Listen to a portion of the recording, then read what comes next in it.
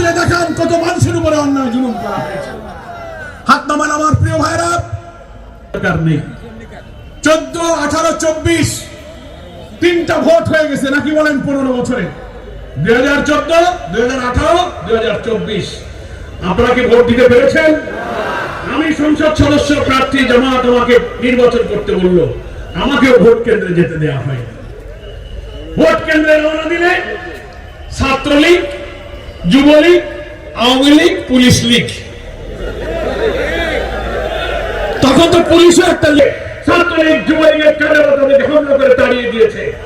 জোর করে যদি ব্যালট দেন আমি ভোট দেবো বলেছি, বলে ব্যালট সন্ধ্যার সময় ঘুরে গেছে, ব্যালট নাই। আপনারা কি এই ভোট আর হতে দেবেন? তাহলে এই 15 বছরের যে বাংলাদেশ আমরা পার করেছি একটি অন্ধকার যুগ, আমাদের রাজনৈতিক অধিকার ছিল না, ভোটাধিকার ছিল না, জাতিসত্তা ছিল না। মসজিদে বসে যদি কোরআনের তাফসীর করেছেন মানে জঙ্গিবাদের আলোচনা হচ্ছে, গ্রেফতার করা হয়েছে। আগের বেলা তাফসীর মাহফিল করতে পারেনি, আপনি চিন্তা করতে পারেন। আর আমি কি বলবো, আমি আপনাদের সন্তান, আপনাদের ভাই, আমার খবর তো আপনারা জানেন, জানেন তো খবর। আমি বলবো 15 বছরের প্রায় অর্ধেক, 7.5 বছর আমাকে কারাগারে আটকে রাখা হয়েছে। কেন আমাকে গ্রেফতার করেছেন? মিথ্যা মামলা কেন দিয়েছেন? আমার নামে যতগুলো মামলা, তার একটা মামলারও একটা লাইনও সত্য নয়, সব মিথ্যা কথা বলা হয়েছে। আমি জেলখানায় শুনলাম কি হয়েছে, ফুলতলায় মামলা হয়েছে, বেজের ডাঙ্গে আমি বোমা মেরেছি। টুল্লার কোন পুকুরের পরে আমি আর কয়েকজন নিয়ে বোমা বানাচ্ছিলাম, পুলিশ দাবড় দিছে, সবাই চলে গেছে, কয়েকজন ধরা পড়েছে, আমি সেই বোমা বানানোর জন্য পুকুর পাড়ে ছিলাম। ঢাকায় আমি তখন জেলে, শাহজাহানপুরে বোমা মেরেছি, আমি তখন জেলে। বলে আপনি তো শাহজাহানপুরে বোমা মারছেন।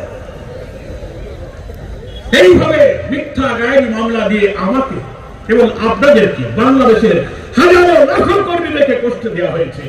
ভাই, এই দেশ, এটা কি গণতন্ত্র? এটা কি ভোটাধিকার? এটা কি মানবাধিকার?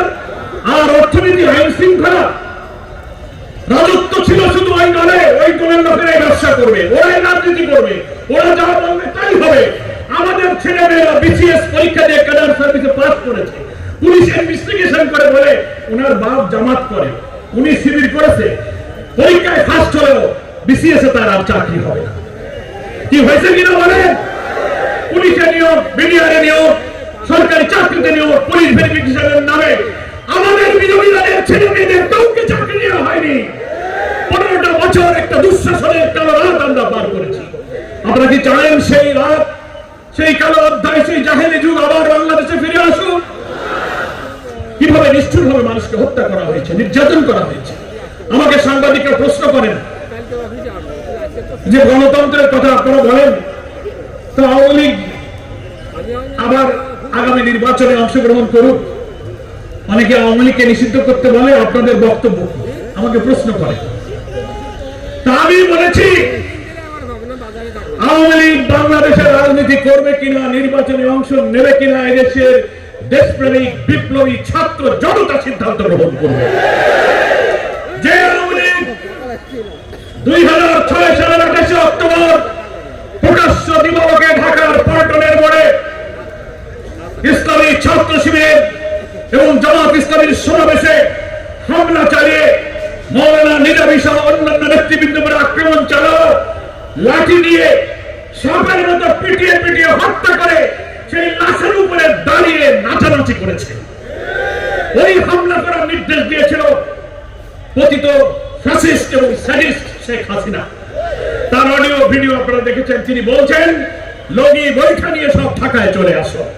তাই লগি বৈঠা নিয়ে কি জন্য ঢাকায় আসতে বললো? ঢাকায় কি নৌকা আর নদী, ওখানে কি নৌকা চলে? তাই হামলা করার জন্য আসতে বলছো?